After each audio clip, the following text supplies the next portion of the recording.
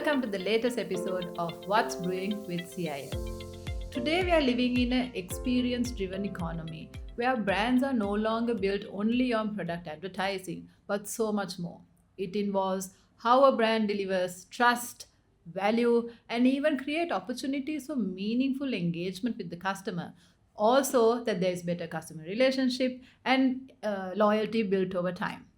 Now, when we speak of the F&B, the food and beverages sector, this is all the more important and I'd say also more challenging because there are so many brands that's coming up with innovative products.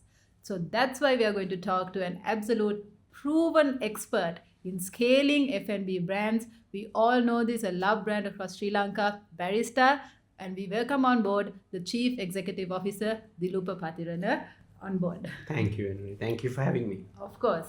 So, Dilupa, the first question today is that you lead a large-scale F&B chain, and you probably deal with a lot of frontline insights in terms of how the business is run. And I would think that something that really stands out is the customer perceptions or the customer experience that in turn impact the brand perception. What have you picked up on this particular thought over your career, and what would you say are the interesting insights? Okay, so I think as marketers, our prime role is to create so much of positive experiences around the brand so that you can shape the perception of the customer. So that's given. Mm-hmm. But when it's come to F&B, like especially in cafe industries, as you said, for us, our brand is experience, our experience is brand. So I know the coffee matters, but how about the smile of the barista, the smell of the cafe, the cleanliness, the lighting, the sounds, the music, everything connects to the experience that shape the perception. But what I have learned over the period of time, especially how people buy things have changed. And I know the consumer is not only buying product and service per se. They're buying the brands that actually connects to their deeper needs. Like they have needs for community, they have needs for belongingness, they have need for togetherness. They are thinking of the environment, sustainability. There are a lot of things. So when I think about it, you and me learned marketing, I think, with CIM, and we were taught the rules of marketing, like the market penetration, like the lion's share of the category. And then we were taught about the top of the mind awareness, the shelf dominance. All these factors, I'm just actually thinking to myself whether that has the importance that it had before. Is it like, slowly losing the glory of it?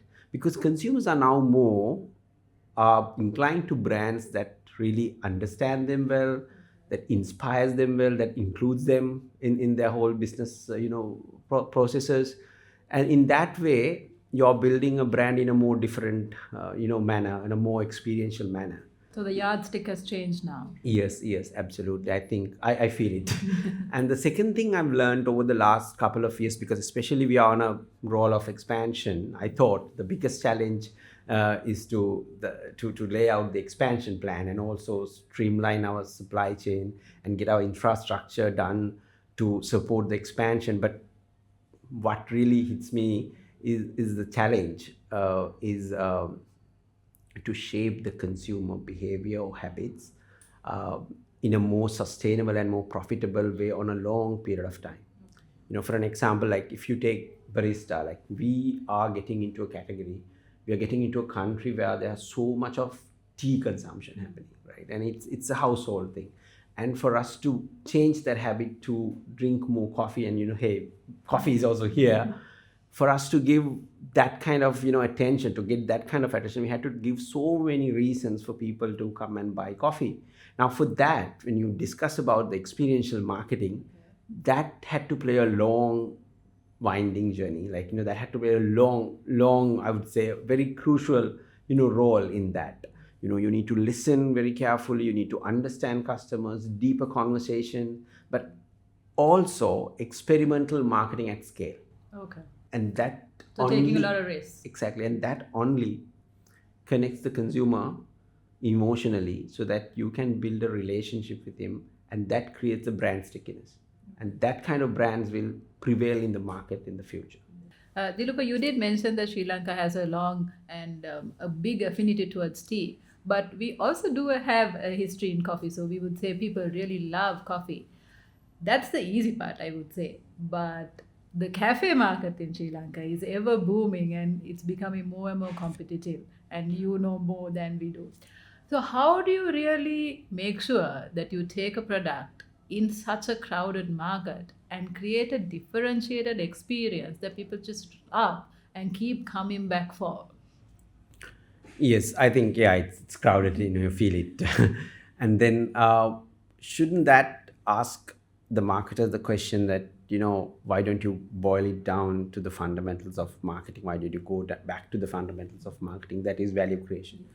So you and me in our lives, like, you're struggling all throughout to understand how we can create better value to your customers, ideally better than your competition. That's our life as a marketer.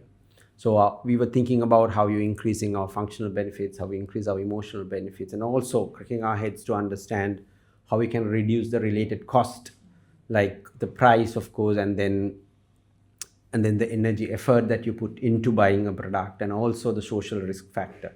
So this is, literally the value chain that we all know, but everybody would say, if you know, you can, do that. But easier said than done.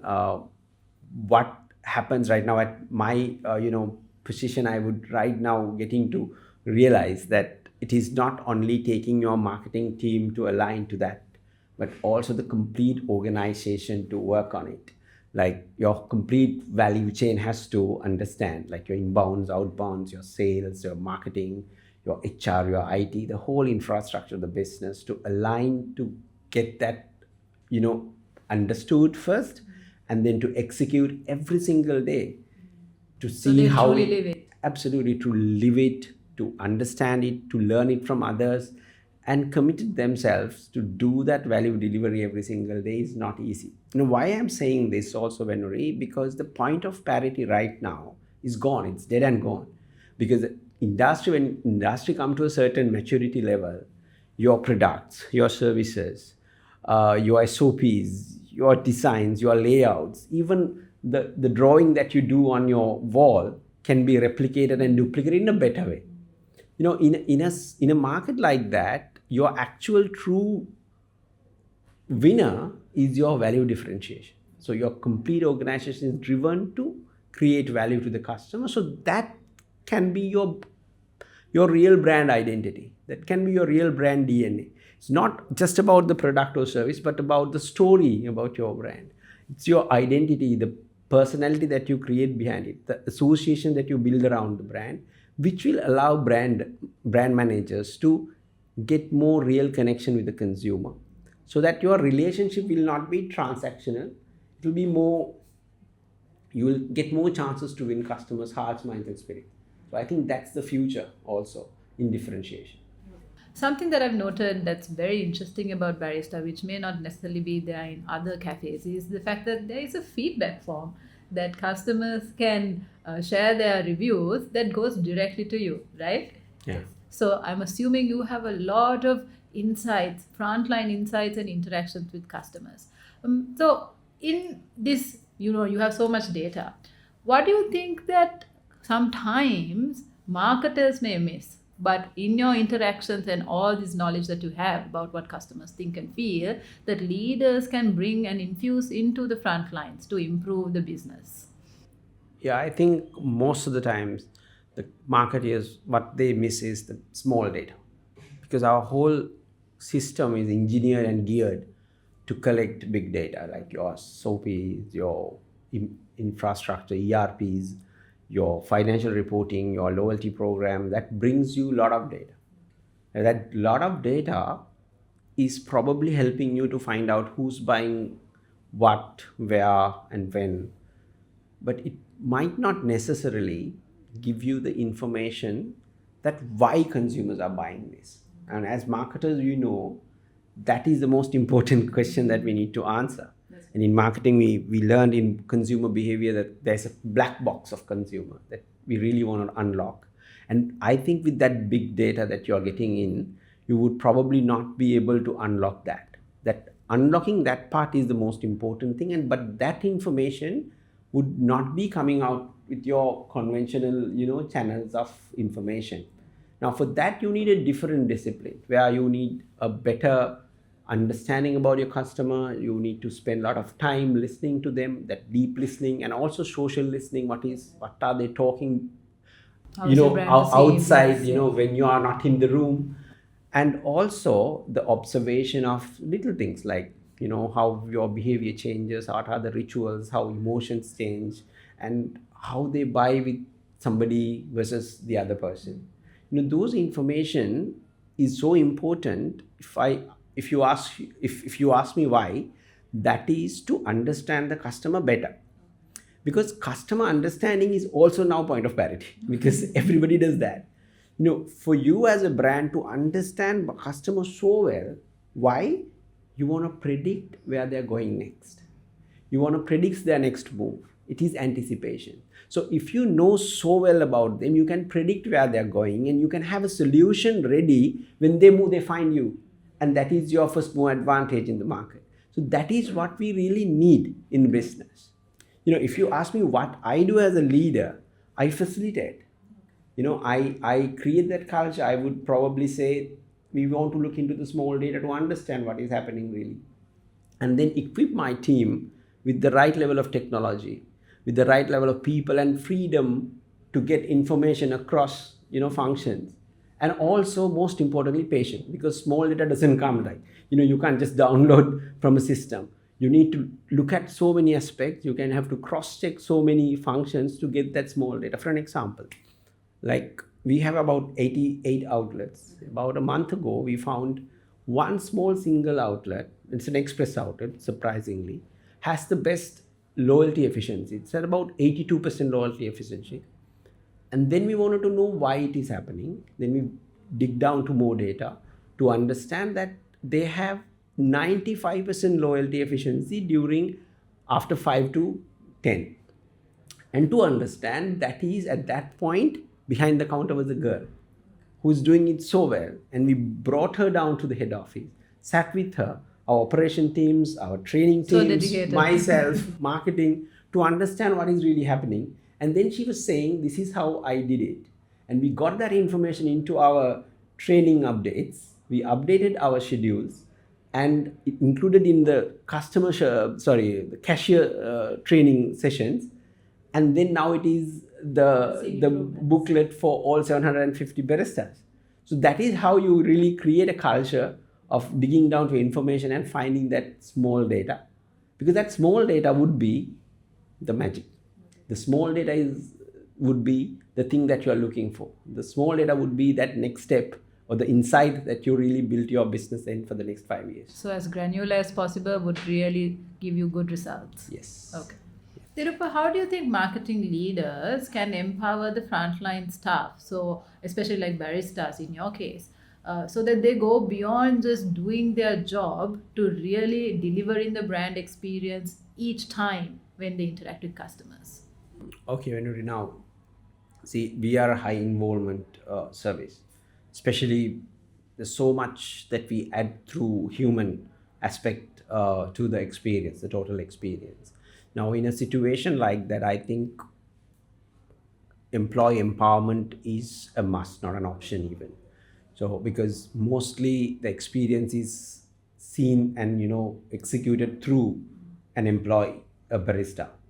So, when I think about empowerment, I think the best form of empowerment is education, right? The education about their technical skills, their soft skills, and attitude, which is so important. And we as a brand is so we take it very seriously when it's come to training, when it's come to education, and we have a complete set of resources geared to do that, because we know if we get them educated well, they will not just serve a coffee, they will serve a perfect experience. They know the science behind it. Exactly. The second most important thing in terms of empowerment is empower them with the right equipments, tools, and technology. Right, your coffee machines, your blenders, your system, it all has to support them to do a better job faster, in more professional manner. For an example, like in our systems, right, we support them to understand the customer. Like, this is his 10th time of coming to Barista, so that we can create a conversation with the customer and create more better experience with that customer. And on his birthday, the screen shows like, this is his birthday. You can't do anything without giving him a piece of cake.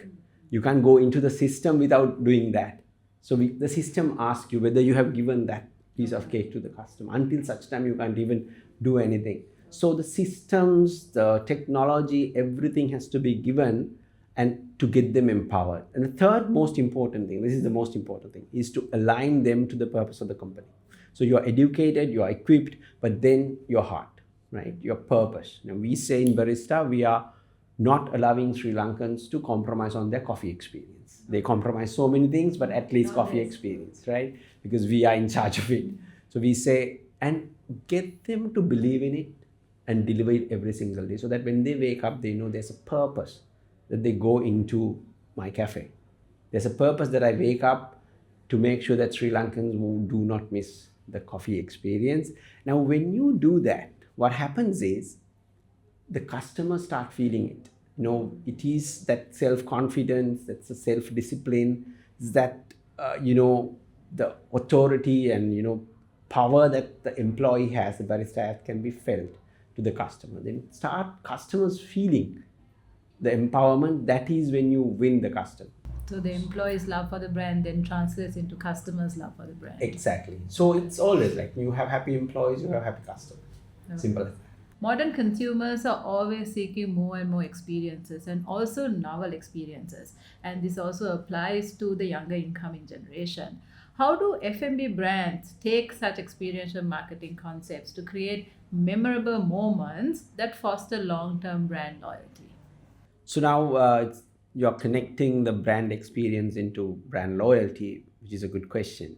But I'd like to approach that question in a different angle. Like, see, now the Gen Zs are serious buyers, because we did a research to understand recently 72% of my consumer base is Gen Z. Oh, really? Okay. With that, the table turns. Like, how they buy and how they decide on brands are very different. And if I go and say, I'm the largest cafe chain in Sri Lanka, you should buy from me, they will ask you the question, right? And then if I say I have 75 years of experience, my grandfather brewed, they would definitely ask, what is in it for me? So their questions are very deep sometimes. They will ask you, how about you and me? Like, what is in it for me? Are you really working hard to give me something better?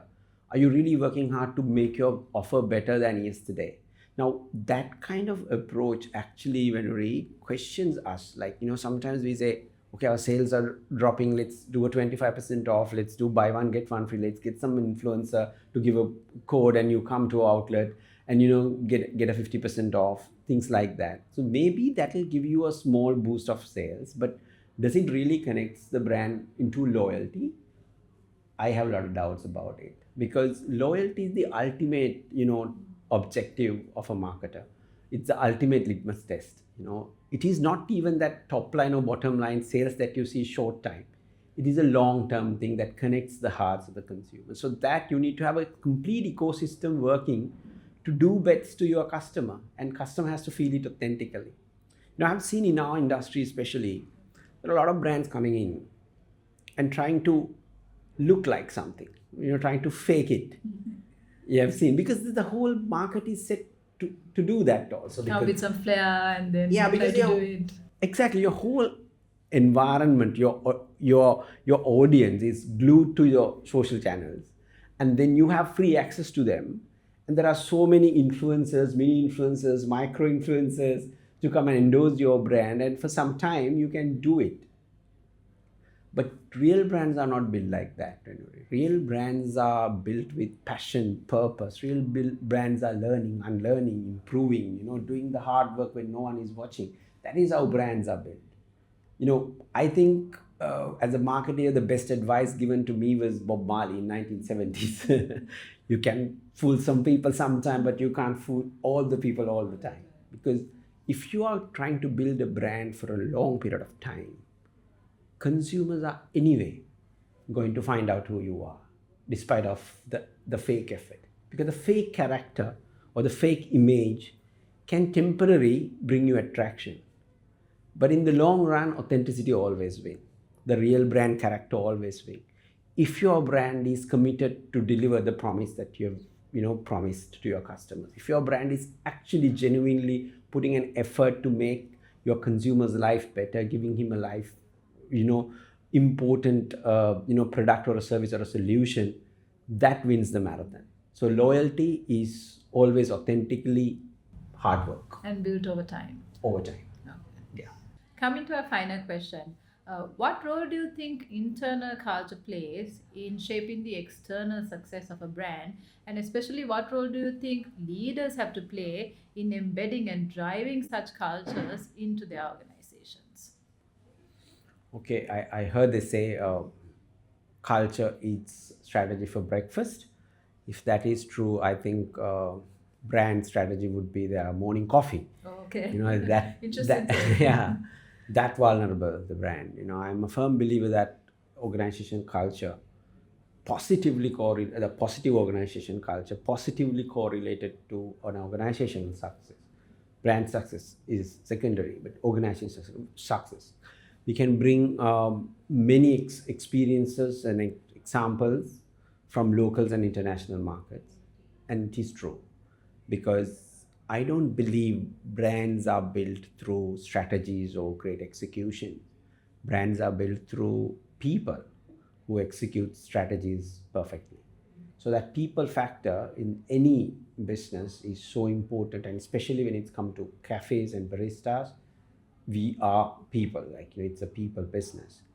So when I think about this culture, if your organization completely aligned to the purpose of the business, everybody is helping each other, the group learning is happening, and leaders set the examples, and everybody understand and deliver the values.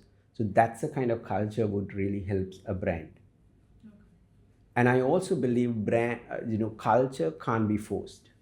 It has to happen slowly, authentically, and consistently. And I believe culture is a product of consistency.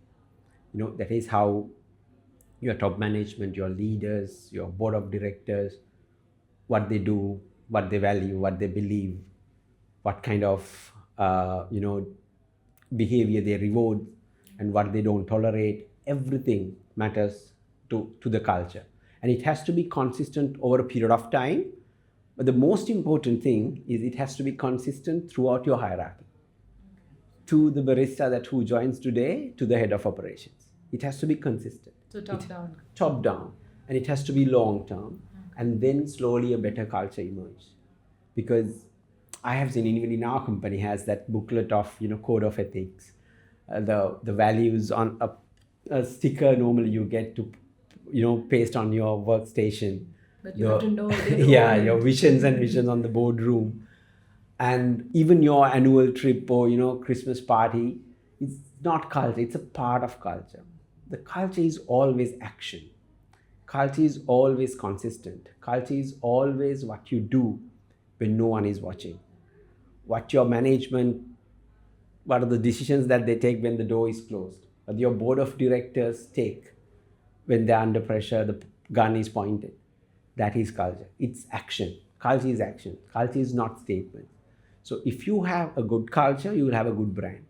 If you have a bad culture, you'll have a bad brand. It's the other side of the coin all the time and every time. Okay. Yes. All right. Okay, so that brings us to the end of a wonderful chat with Dilupa, the mastermind behind the scaling of the Barista franchise, if I may say. And what a insightful conversation it was. I truly believe that the audience had such great insights to draw from it and support in their own careers. So this brings us to this session of What's Brewing with CIM. Dilupa, thank you so much for being with us today, and we invite everyone to tune in to another episode.